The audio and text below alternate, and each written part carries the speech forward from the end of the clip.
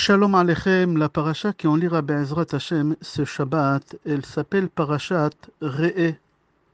Re'eh, c'est Raché Tevot, Re'eh Elul Hayom. Observe, aujourd'hui c'est Elul. Le jour qu'on lira cette paracha, Re'eh Be'ezrat Hashem, ça sera Rosh Chodesh Elul. 2 jours cette année. Shabbat et dimanche. Et à partir de lundi Be'ezrat Hashem, nous les Sfaradim, on va commencer Slichot pendant 40 jours, jusqu'à Kippour. Le jour de Rosh Chodesh Elul, Moshe Rabbeinu il est monté au ciel pour la 3e fois, cette fois-ci pour descendre avec les 2e tables de la loi 40 jours plus tard, le jour de Kippour. Rachet Tevot de Elul, Ani le Dodi Vedodi Li. Les dernières lettres, sauf Tevot, c'est 4 Yudim. Ani, les Dodi, Vedodi, Li. 4 Yudim, ça fait 40. Pour te dire que Moshe Rabbeinu, il est monté au ciel, Rosh Chodesh Elul. Il est resté là-bas 40 jours et 40 nuits jusqu'à Kippour, qu'il est descendu avec les tables de la loi. Et c'est pour ça, dans chaque synagogue, ils ont l'habitude de faire Atarat Nedarim et Atarat Klalot et Pidyon Nefesh à Rosh Chodesh Elul. Et on va commencer le cours dans notre paracha, dans chapitre 14, pasuk 21, c'est marqué là-bas, Lotevachel Gedi Bachalev Imo. Le pasuk il est long, à la fin de pasuk, la Torah elle nous ordonne de ne pas faire cuire un chevreu avec le lait de sa mère. Cette halakha qui est marquée dans la Torah, elle est rapportée 3 fois dans la Torah. Lotevachel Gedi Bachalev Imo. Et nos sages, ils tirent en enseignement pourquoi c'est répété 3 fois, pour te dire, chaque fois c'est pour un interdit. Une fois bichoul, la cuisson, on n'a pas le droit de faire cuire la viande et le lait ensemble. 2e fois la Torah elle répète pour la consommation, qu'on n'a pas le droit de manger de la viande et du lait, c'est assourd. Et 3e fois c'est répété dans la Torah pour tirer profit. Tu n'as pas le droit de tirer profit. La Torah elle autorise de manger de la viande.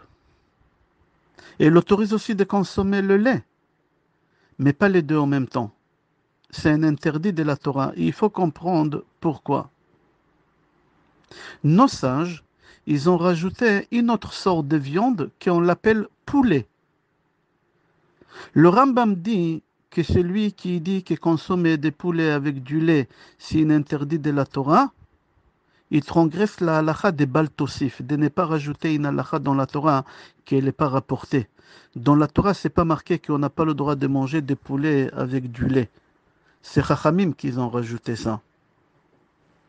Le Rambam il continue, il dit que l'interdiction de consommer la viande et le lait, mis à part l'interdit de la Torah, on fait aussi l'idolâtrie. Pourquoi? Parce qu'à l'époque, les idolâtres, ils mélangeaient la viande et le lait quand c'était leur fête. C'est pour cela, dans notre paracha, où il figure les fêtes, il y a cet interdit de mélanger la viande et le lait. Pour te dire que quoi? Que nos fêtes, c'est pas comme les fêtes chez les Goïm, à Mavdil. Et on va rentrer, d'après le Sod, dans l'écouter Lévi Yitzhak, le Mekoubal Rabbi Lévi Yitzhak, le papa de Rabbi de Lubavitch, et le Rabbi de Lubavitch aussi, il développe ça d'après le Sod. Et je vais ramener des références. Rabbi Lévi Yitzhak dit que le lait, c'est le chesed, c'est le blanc, c'est la bonté. Viande, c'est din, c'est gvura, c'est la rigueur, c'est rouge. Akadosh Baruch Hu, il a créé le monde dans une façon que jamais le chesed, la bonté, elle va rencontrer la rigueur. On n'a pas le droit de mélanger le chesed et le gvura. Hachem, il ne veut pas qu'on mélange ces deux choses-là. Parce que si on va mélanger le chesed et le gvura, on va troubler la création du monde. On peut faire du mal dans ce monde sur des choses spirituelles et dans l'autre monde, dans les autres mondes. Sans te rendre compte ici, tu abîmes des choses dans ce monde et tu abîmes des choses dans les autres mondes, dans le monde spirituel. Chaque fois, quand il y a un mélange de chesed et de gvura, c'est un interdit. Et on trouve ça plusieurs fois dans la Torah, dans plusieurs sujets, pas seulement la viande et le lait. Par exemple, sha'atnez n'est pas mélanger le lin et la laine. C'est chesed et gvura, c'est assourd de mélanger. Il y a kil'aim. Kil'aim, c'est un mélange, que ce soit dans le végétal ou dans l'animal. On appelle ça, en langage kabbalistique, mélange de chesed et de gvura. C'est une espèce qui est différente de l'autre espèce et on n'a pas le droit de les mettre ensemble. Alors il pose la question, le papa de Rabbi de Lubavitch, comment c'est possible qu'Avraham Avinu, il a mélangé la viande et le lait quand il a reçu les malachim? Alors il dit que c'est d'après le Sod. Dans le monde, dans les autres mondes, haut, très très haut, où Avraham Avinu, il a pu arriver dans le monde supérieur, on a le droit de mélanger là-bas le chesed et le gvura.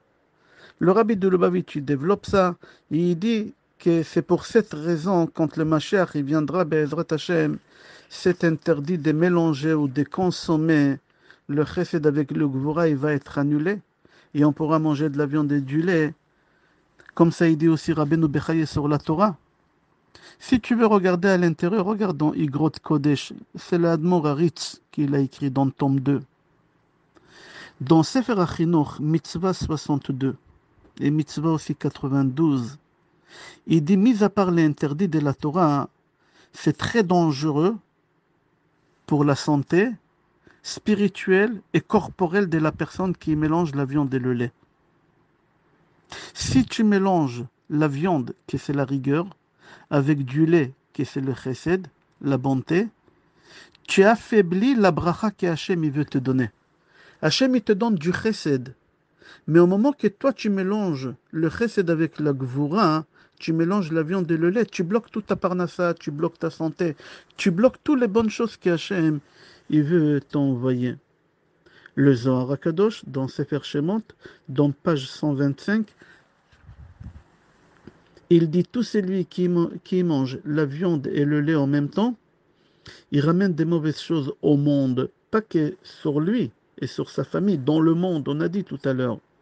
Et s'il a des relations avec sa femme, et sa femme elle tombe enceinte, l'enfant qui viendra au monde, sa neshama, elle vient du côté de la Touma.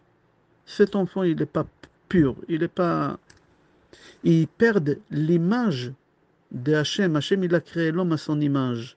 Mais cet enfant qui viendra suite à celui qui l'a consommé de la viande et du lait, cet enfant, il n'aura pas l'image de Hachem. Je répète ce qu'il dit le Rambam, Maïmonide, le Sfournon et le Abarbanel, que le mélange de la viande et du lait, c'est très dangereux pour la santé corporelle, tous les systèmes digestifs et spirituels. Mais sache que ce n'est pas la raison pourquoi on n'a pas le droit de manger de la viande et du lait en même temps. La Torah, ce n'est pas un livre vidal, ce n'est pas un livre de médicaments. Aussi le sha'atnez, celui qui met un habit qui est mélangé avec le lin et la laine, ça lui ramène des maladies de la peau. Je répète, la Torah, ce n'est pas un livre de médicaments. Seulement que tu saches, quand tu fais des mélanges, que ce soit sha'atnez, que ce soit basar vechalav, tu es en train de faire un coupe-circuit entre ta neshama et ton corps. C'est rapporté dans Gemara Choulin, page 105, Kuf Hei. On n'a pas le droit de manger dans le même repas de la viande et du lait. Il faut attendre l'autre repas qu'elle va arriver. En général, entre les deux repas, il y a 6 heures. Regarde Maran, Shulchan Aruch, il y aurait des 1, Siman 89, Halacha 4. Et aussi dans la Gemara, c'est rapporté là-bas que Marukva, il témoignait que son père, entre la viande et le lait, il attendait 24 heures. Alors on a dit que le sang, c'est din, c'est la rigueur. Une femme, quand elle allait un bébé, en général, pendant 24 mois, on va dire qu'elle allait, elle n'a pas ses règles. Pourquoi la femme, elle n'a pas ses règles quand elle allait? Pour la simple raison que la rigueur qu'elle est là, le dam, le sang, il se transforme en lait, en chesed, en blanc. C'est ça qu'est-ce que l'enfant consomme. C'est-à-dire que les règles de la femme qu'elle allait, ça lui arrête la rigueur chez elle pendant les 24 mois qu'elle allait. Et ça devient que du chesed. Et l'enfant, il est nourri que du chesed. Aujourd'hui, on peut fabriquer tout, mais jamais ils pourront fabriquer un lait de mère, une vraie lait d'une maman, d'un être humain, c'est pas possible. Parce que c'est du sang. Et le sang, jamais ils pourront fabriquer. Tous les plus grands chercheurs, ils ne pourront jamais fabriquer le lait. On m'a posé la question, si on mélange la viande et le lait, ça fait du mal dans le monde spirituel et dans le monde physique. Les goïms ils mélangent la viande et le lait, qu'est-ce qui se passe dans ce cas-là? Alors j'ai répondu, il faut savoir que les goïms, ils ont 7 mitzvot, Sheva mitzvot bnei noach. Et chez eux, ils n'ont pas l'interdit de mélanger la viande et le lait. Parce que chez eux, ils n'ont pas cette force spirituelle de pouvoir mélanger le chesed avec le din. Ils n'ont pas cette force-là. C'est seulement celui qui a reçu la Torah, il a cette force. Notre corps aussi, il est construit comme ça. Il y a des globules blancs et des globules rouges. Le globule blanc, c'est le chesed. Le globule rouge, c'est la gvura, c'est la rigueur. On a dans le corps aussi la neshama, qui c'est le chesed. On a le sang, qui c'est la rigueur. C'est marqué Ki hadam hu nefesh abehamit. Le sang, c'est la nefesh qu'on a animal.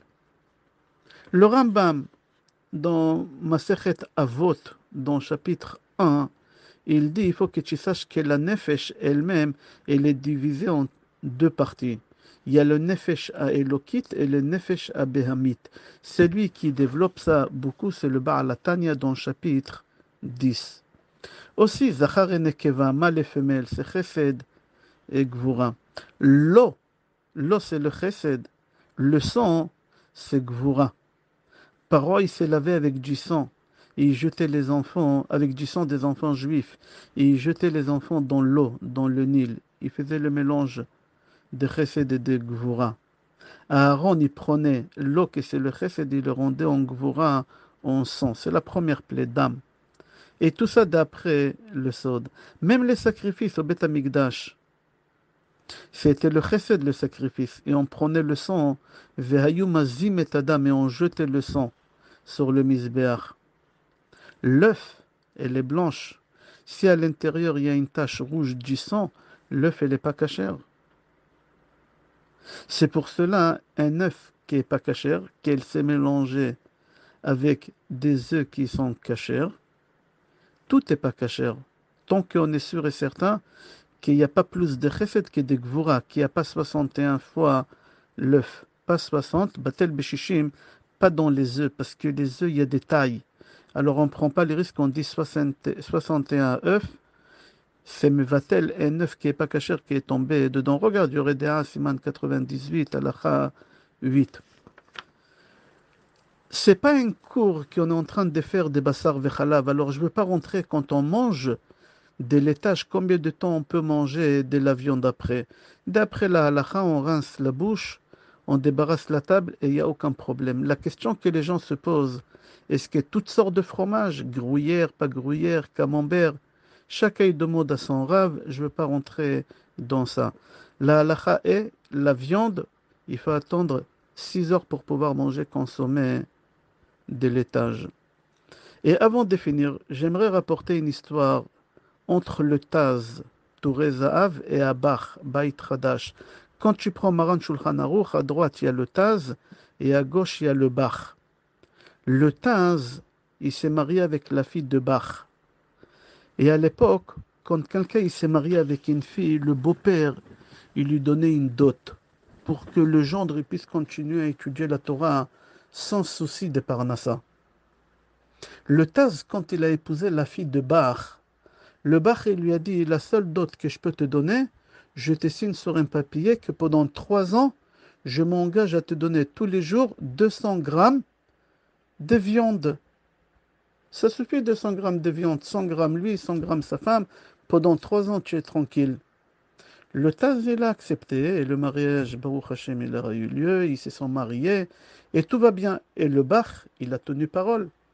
Après le mariage, il a envoyé à son gendre tous les jours 200 grammes de viande. Tous les jours comme ça pendant des mois et des mois. On raconte qu'un jour, le bar, il n'avait pas de la viande rouge. Il avait du poulet. Du poulet, il avait. Il a envoyé à son gendre du poulet. Le gendre, il n'était pas content. Le Taz, il a dit comment? Il m'a promis de la viande. La viande, c'est de la viande rouge. Et là, il m'envoie quoi? Des poulets. Qu'est-ce qu'il a fait? Il a attaqué son beau-père au tribunal rabbinique. Le Taz, il a attaqué son beau-père, je répète, le bar au tribunal rabbinique. Il m'a promis de la viande pendant 3 ans et là, il m'envoie des poulets. C'est une arnaque. Je ne suis pas d'accord. Les gens, ils n'ont pas compris comment c'est possible que le Taz, un géant, comment c'est possible? Il attaque son beau-père aussi, que c'était un géant. Pourquoi? Pour de la nourriture? C'est quoi? C'est bas, c'est pas possible une chose pareille. Mais personne n'a osé poser la question au Taz. Comment tu as pu faire une chose pareille? Et en fin de compte, au tribunal, son beau-père, il gagne. Pourquoi? Parce qu'au tribunal, ils ont dit, le beau-père, il a dit de la viande, et le poulet, il est considéré comme viande. La preuve qu'on doit attendre 6 heures entre le moment qu'on a consommé le poulet pour pouvoir manger de laitage. Alors le beau-père, il a gagné. Baruch Hashem, tout va bien. Il continue à vivre en paix les deux, le beau-père et le gendre. Le fils de Taz, c'est-à-dire le petit-fils de Bach, il grandit, il grandit, il grandit. Quand il était grand, les gens, ils n'ont pas avalé. Il y a des gens qui n'oublient pas. À travers la gorge, ça leur est resté. Comment c'est possible que le Taz, il a attaqué son beau-père?